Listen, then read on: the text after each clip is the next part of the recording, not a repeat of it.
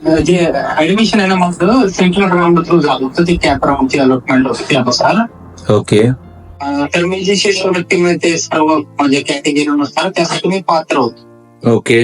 ज्यावेळेस मी 2019 मध्ये pass out झालो आणि डॉक्युमेंट साठी जे मी त्यांना म्हणजे रिक्वेस्ट केली की मला डॉक्युमेंट हे करायचे, त्यावेळेस त्यांनी मला सांगितलं की तुझ्याकडे 2,29,000 रुपये बाकी आहेत. सेकंड इयरला मी ज्यावेळेस फी भरण्यासाठी जात होतो त्यावेळेस माझी जेवढी कॅटेगरीनुसार फी आहे ना तेवढीच भरली मी, जी मला 5,000 रुपये होती.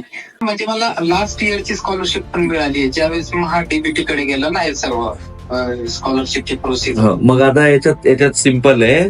ते जे कॉलेज आहे ना तुमचं, ते दळभद्री कॉलेज, जे XYZ कॉलेज आहे आता तुमचं वालं, ते कॉलेज तुम्हाला लुटू बघताय. यांनी साल्यांनी बघ त्यांचे धंदे लावलेत.